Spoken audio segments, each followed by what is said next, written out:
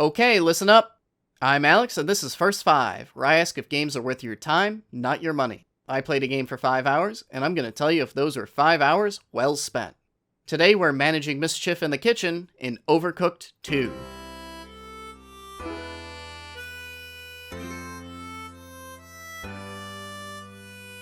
Overcooked scratches a very special itch for me. Games that focus on the challenge of effectively communicating with another person are as rare as they are excellent, and whenever one pops up, I jump on that and devour it whole. Full disclosure, I love the hell out of the first installment and have been eagerly awaiting its follow-up for months. So, surprise surprise, it's time for another one of these. This is my jam! And praise be to whatever heavenly entity you believe in, I could give its sequel 2 thumbs way up. Much like last week's review of La Mulana 2, Overcooked 2 has an almost identical formula to its predecessor, with some small tweaks. On the one hand, Overcooked 2 might not differentiate itself from the first game enough to satisfy some people's tastes, but on the other hand, Overcooked 1 was an extremely entertaining game that you can't really get anywhere else, and I, for one, haven't had too much of a good thing yet. For those who missed the first title, let me give you the rundown. You're a group of chefs with the simple task of cooking a few burgers or burritos, which sounds easy, right? But you're on a timer, and there are half a dozen tasks to perform between gathering materials, chopping, grilling, plating, delivering, and washing dishes. To make matters worse, you're forced to work in the hands-down, worst-designed kitchens ever, and your buddy's dumb meat sack of a body keeps constantly getting in your way. And if you want to get those 3 golden stars, you're going to have to work together to overcome each kitchen's quirks by successfully divvying up the labor and constantly communicating to get enough orders out the door in time. Or, more likely, you'll balls up the whole thing when everyone starts running around on their own and getting in each other's way. At its core, Overcooked is all about efficiency.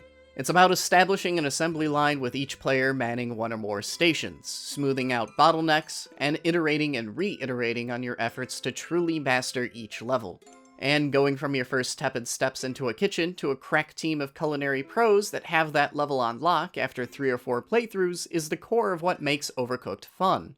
It's improvement on a 10-minute feedback loop, with the added fun of cussing out your mates when you're less than in sync because You knocked me off with the plate! You fucking donuts! Overcooked is, obviously, a very multiplayer-centric game, and that's the best way to play it. Overcooked 2 has introduced a much-needed online multiplayer mode in addition to existing couch co-op, and while this is a great addition, I would have liked to see microphone support as well. Without it, you're still limited to just playing with your friends, but having more avenues to do so is still welcome. Playing Overcooked 2 solo is less than ideal, but still surprisingly entertaining.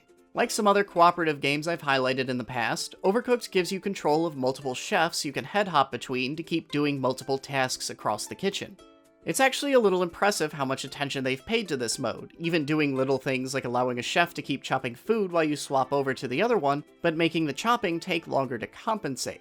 Having to multitask and keep both of your characters doing something at all times is tough, but a completely different experience from when you've got some friends to help lighten the load.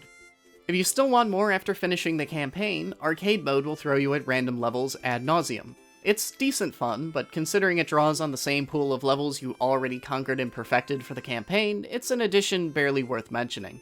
Versus mode remains largely the same as it was in the first game. It has a lot of really cool ideas and maps where you're physically locked away from your partner, but there's a limited pool of maps that's going to get old quickly.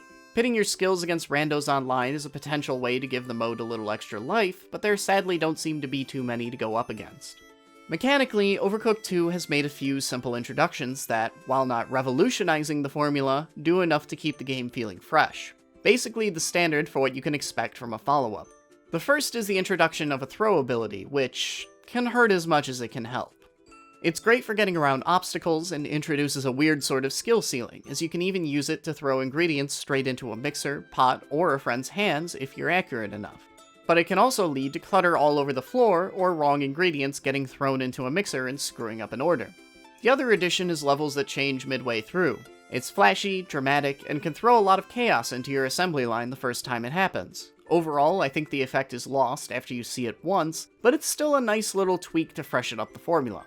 And when they start changing even what you're cooking in later levels, haphazardly flinging extra ingredients at you mid-level, it gets really engaging. So let's get to the verdict.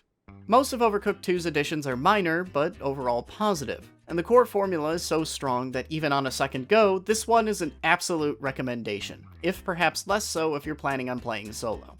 I also still have one more world to get through, but I'll probably polish that off between writing this script and this video going live the next day. I'm having that much fun with it. If there's one thing I want from Overcooked, it's a challenge pack or hard mode. Just something with obscene expectations for perfection.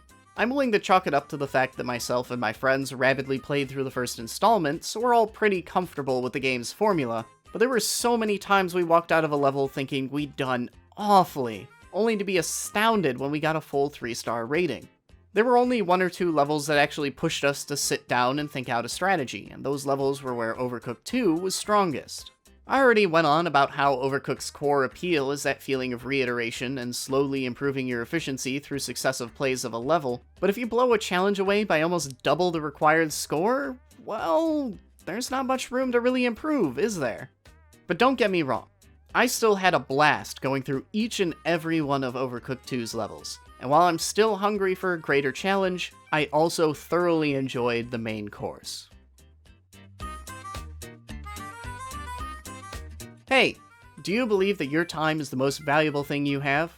Do you want to find more games that respect that time? This channel is all about finding games that don't pad themselves and can be completed in a reasonable amount of time. So if that sounds appealing to you, then consider hitting that subscribe button.